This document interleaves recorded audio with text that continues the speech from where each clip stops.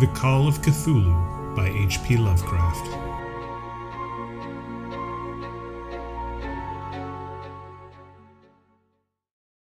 Found among the papers of the late Francis Wayland Thurston of Boston. Of such great powers or beings there may be conceivably a survival of a hugely remote period when consciousness was manifested, perhaps in shapes and forms long since withdrawn before the tide of advancing humanity, forms of which poetry and legend alone have caught a flying memory and called them gods, monsters, mythical beings of all sorts and kinds.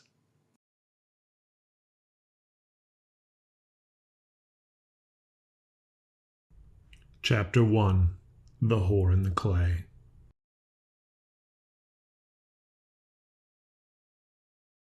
The most merciful thing in the world, I think, is the inability of the human mind to correlate all its contents.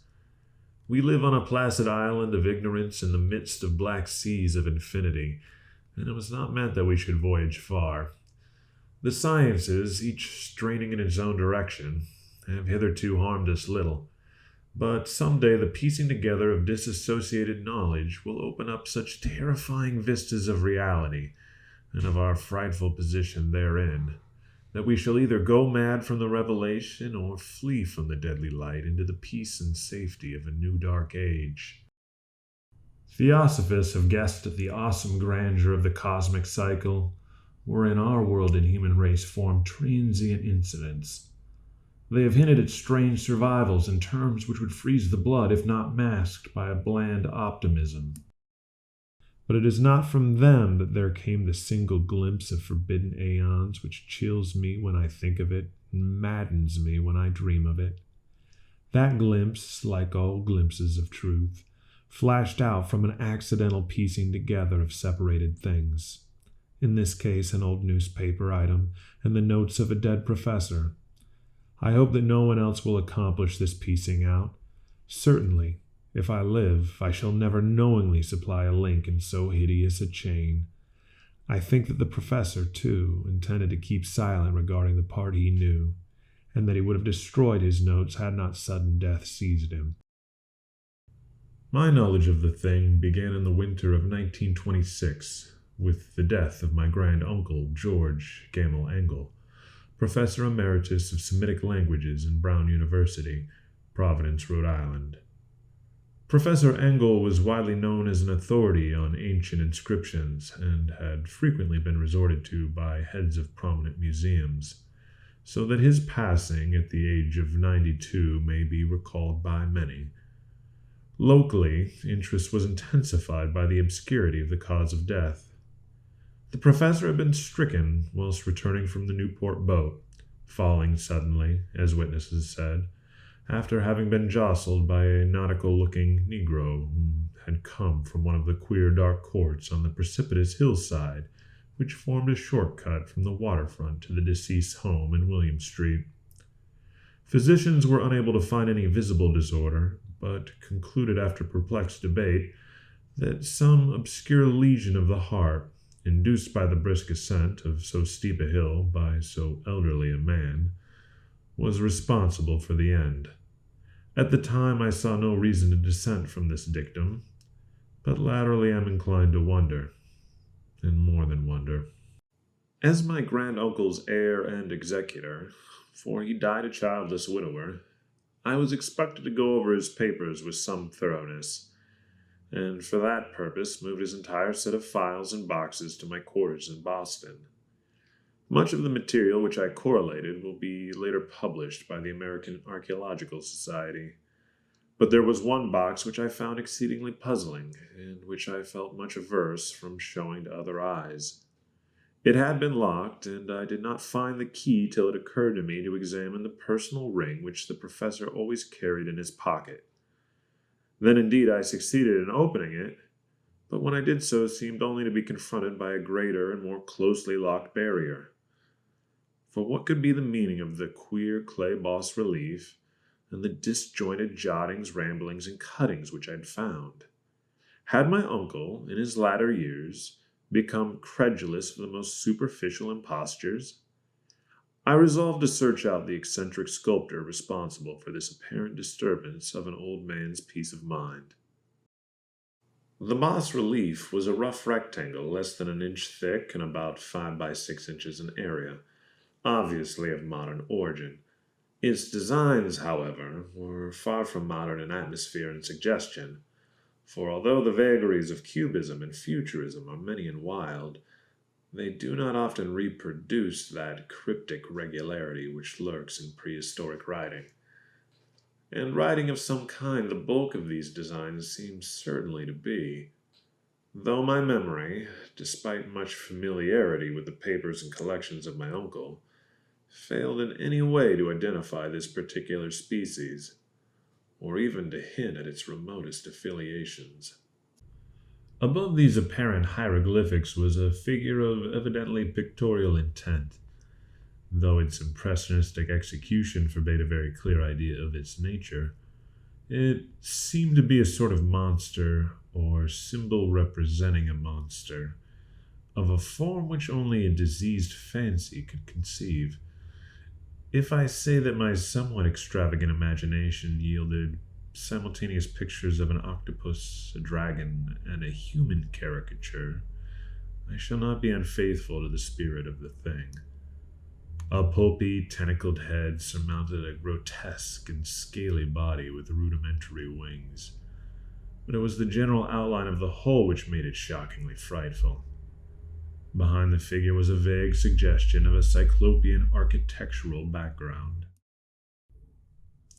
The writing accompanying this oddity was, aside from a stack of press cuttings, in Professor Engel's most recent hand, and made no pretense to literary style. What seemed to be the main document was headed Cthulhu Cult, and characters painstakingly printed to avoid the erroneous reading of a word so unheard of.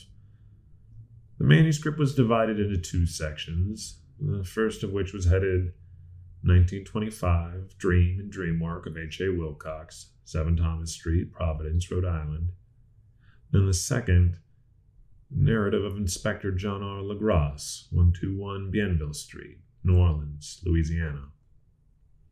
The other manuscript papers were all brief notes, some of them accounts of the queer dreams of different persons, some of them citations from theosophical books and magazines, notably W. Scott Eliot's Atlantis and the Lost Lemuria, and the rest comments on long-surviving secret societies and hidden cults, with references to passages in such mythological and anthropological source books as Fraser's Golden Bough and Miss Murray's Witch Cult in Western Europe. The cuttings largely alluded to outre mental illness and outbreaks of group folly or mania in the spring of 1925. The first half of the principal manuscript told a very peculiar tale. It appears that on March 1st, 1925, a thin, dark young man of neurotic and excited aspect had called upon Professor Engel, bearing the singular clay bas-relief, which was then exceedingly damp and fresh. His card bore the name of Henry Anthony Wilcox, and my uncle had recognized him as the youngest son of an excellent family slightly known to him, who had latterly been studying sculpture at the Rhode Island School of Design and living alone at the Fleur-de-Lis building near that institution. Wilcox was a precarious youth of known genius but great eccentricity, and had from childhood excited attention through the strange stories and odd dreams he was in the habit of relating. He called himself psychically hypersensitive, but the staid folk of the ancient commercial city dismissed him as merely queer. Never mingling much with his kind, he had dropped gradually from social visibility, and was now known only to a small group of aesthetes from other towns. Even the Providence Art Club, anxious to preserve its conservatism, had found him quite hopeless. On the occasion of the visit, ran the professor's manuscript, the sculptor abruptly asked for the benefit of the host's archaeological knowledge in identifying the hieroglyphics on the bas-relief.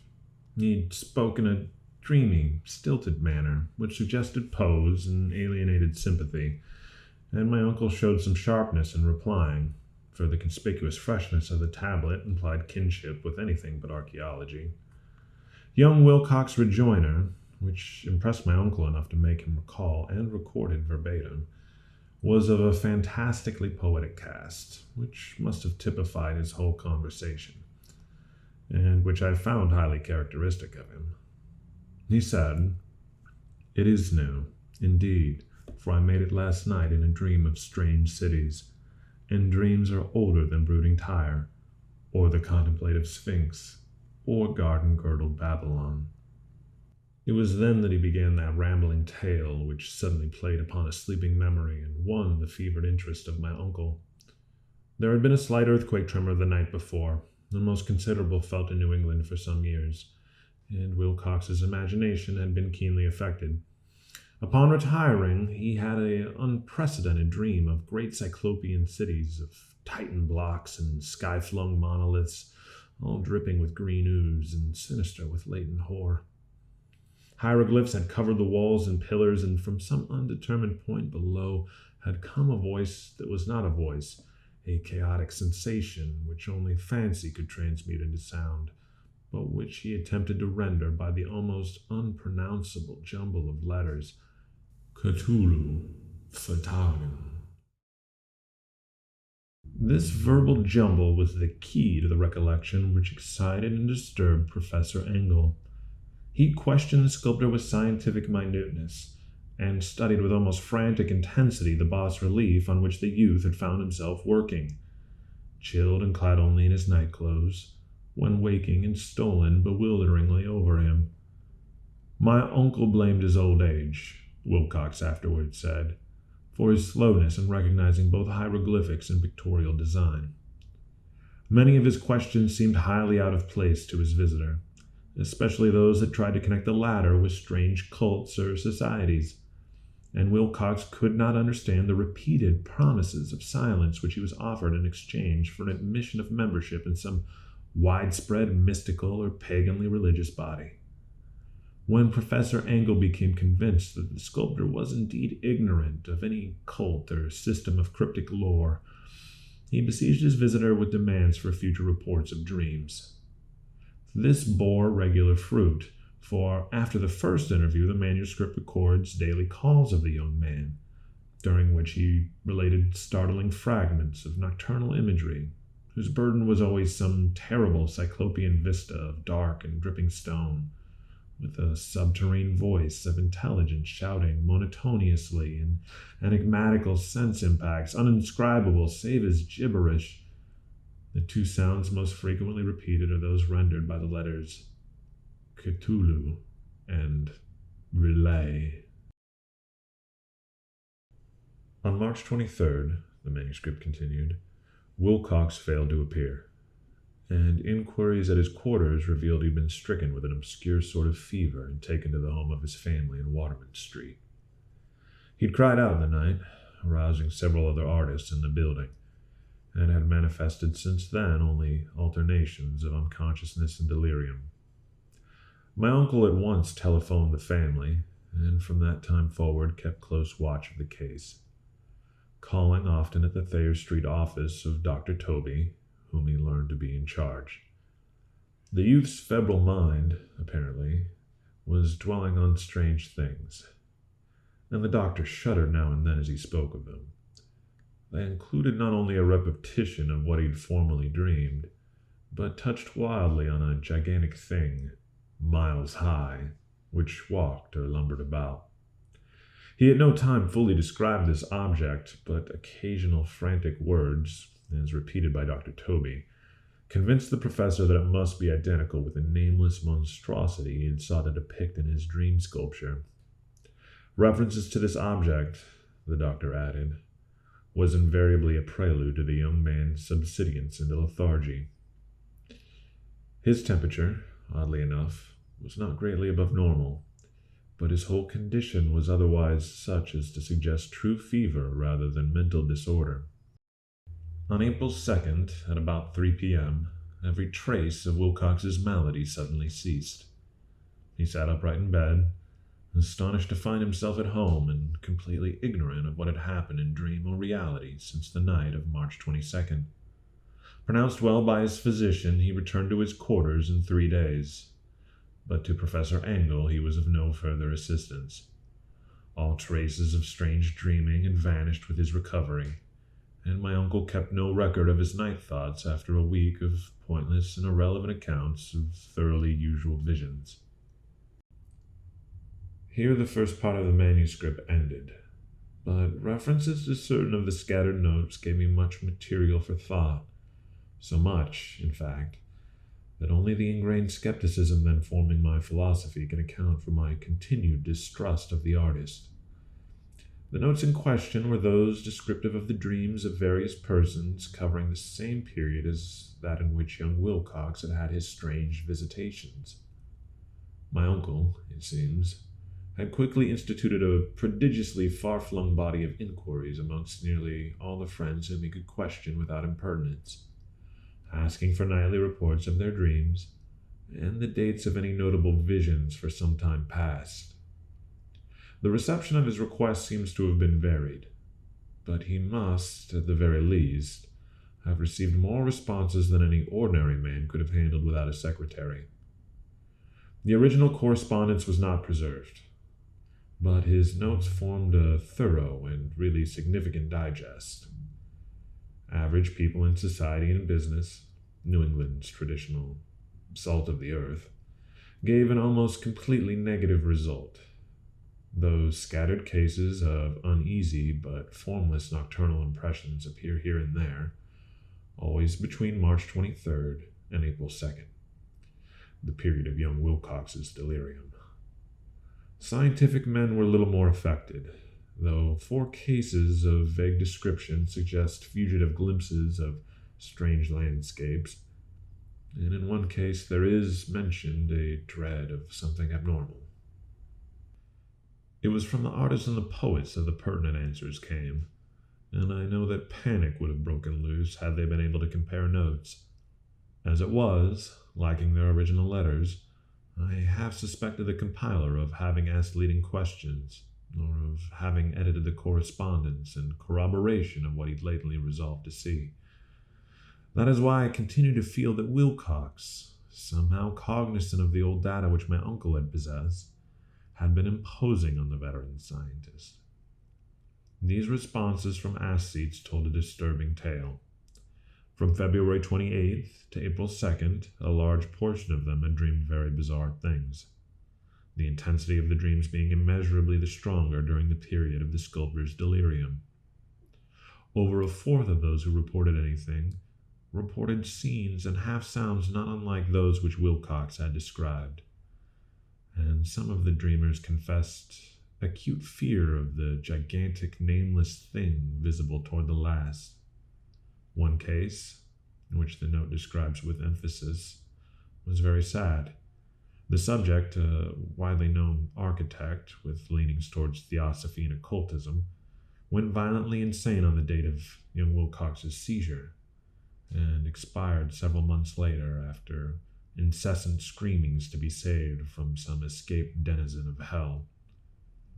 Had my uncle referred to these cases by name instead of merely by number, I should have attempted some corroboration and personal investigation.